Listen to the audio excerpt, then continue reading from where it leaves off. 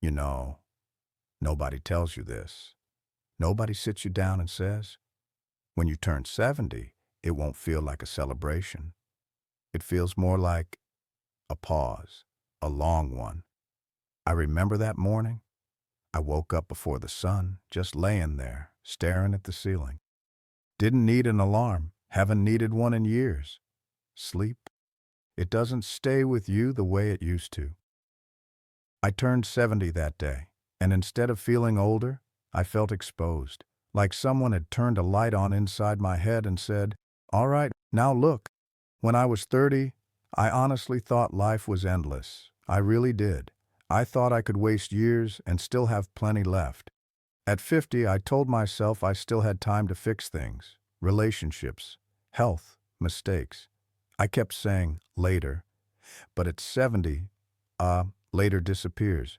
You start measuring life differently. You don't think in decades anymore. You think in mornings and seasons. I remember sitting at my kitchen table that same morning, coffee in my hands. It went cold. I didn't notice. I was just sitting there, breathing, thinking. And this thought came into my head, slow, heavy. I have more memories behind me than time in front of me. That thought, it stays. It doesn't scare you at first. It just sits there. And then everything feels different. Days move faster. Weeks disappear. Years fold into each other like they were nothing. Birthdays stop being exciting. They start feeling final. Not because you're afraid of dying, but because you finally understand how fast life passed while you were busy. That's the first change. Time stops feeling generous. You stop wasting it. Not because you're disciplined, but because you're afraid. Afraid you already wasted too much. And then people start vanishing. Not all at once, quietly. One friend stops calling. Another gets sick. Another moves away. Another doesn't make it. You don't notice at first. You just feel the room getting quieter. Holidays feel different. Phones don't ring the way they used to. You scroll through old contacts and realize how many numbers you haven't touched in years. Loneliness at 70 isn't about being alone. It's about remembering noise. I remember one Thanksgiving, same house, same table, but fewer chairs. I sat there, looking around, and it hit me. The people who made this place feel alive now existed only in my head. I had to take a deep breath. Because nobody prepares you for that moment. Nobody warns you that one day you'll stop being included, not because you did something wrong, but because life kept going and you didn't keep up. And that's when regret starts talking. Not screaming, not accusing, just whispering. It asks questions you don't have answers for.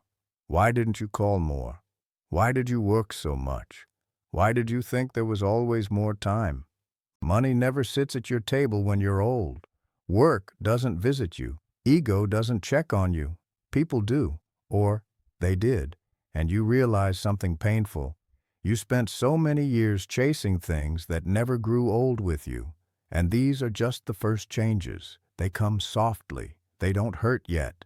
They're just warning signs. The harder ones, the ones that really change you, they come next.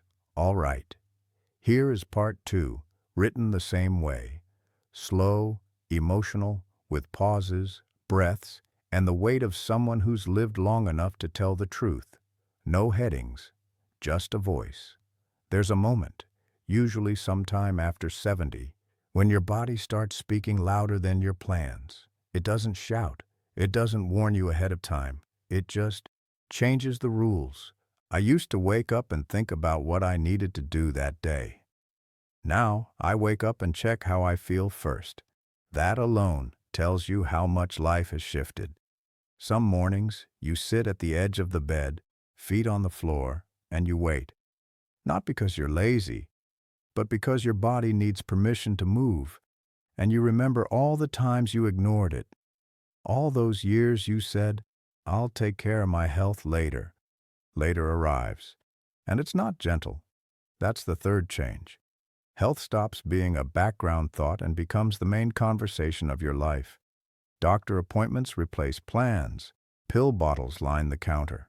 You learn medical words you never wanted to know. And every small ache makes you pause.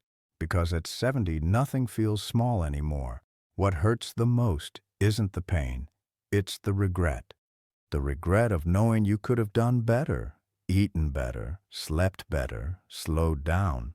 But you didn't, because you thought your body would always forgive you. It doesn't.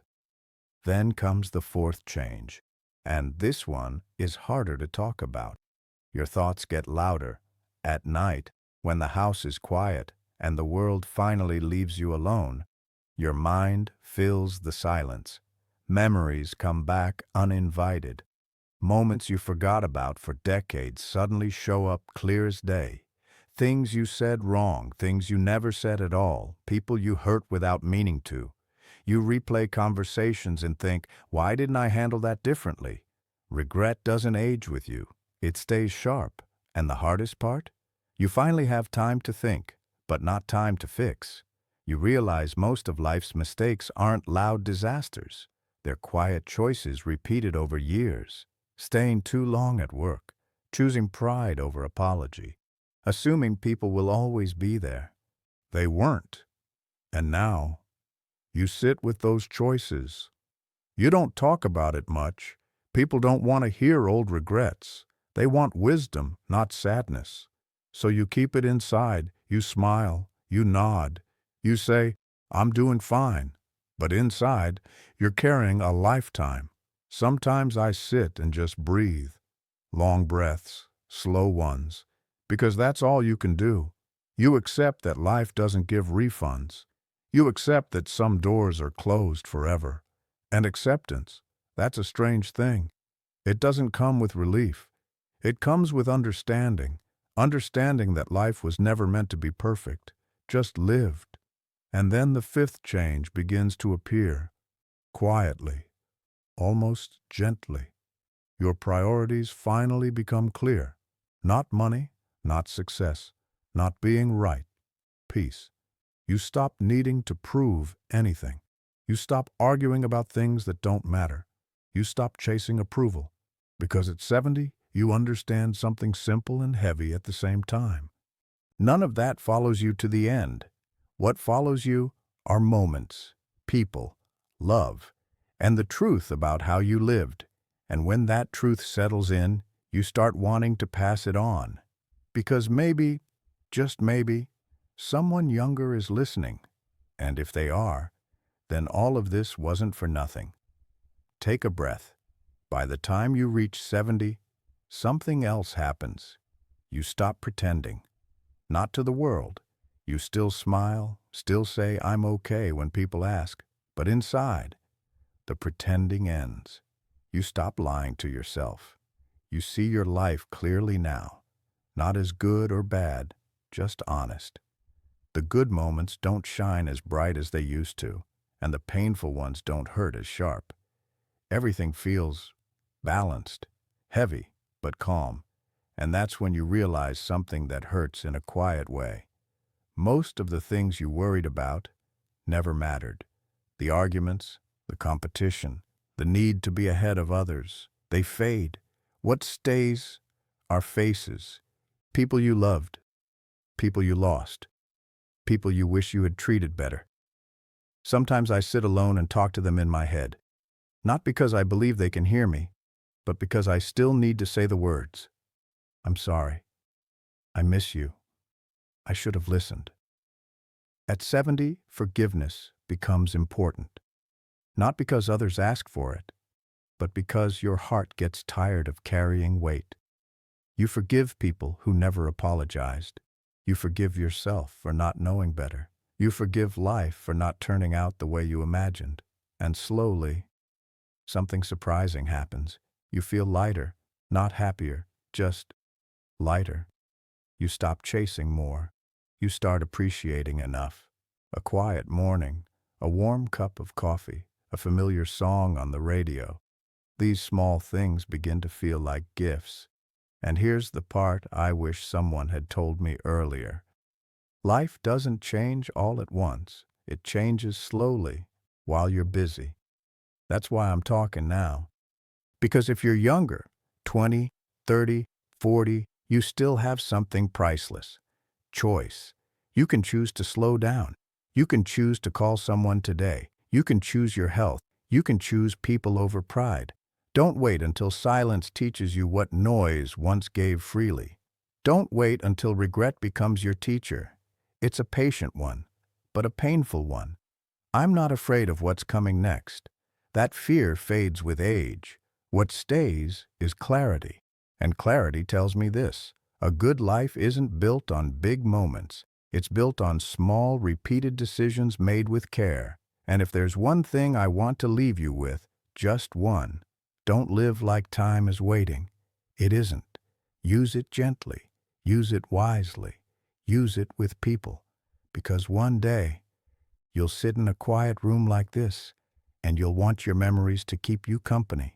And I hope, truly, that when that day comes for you, they do.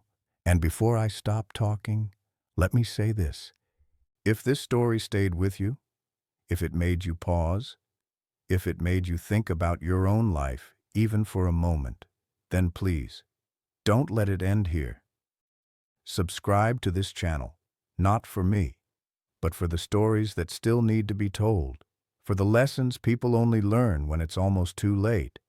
And if you know someone who's young, or someone who's rushing, or someone who thinks they have unlimited time, share this video with them, because sometimes one story at the right moment can change a life.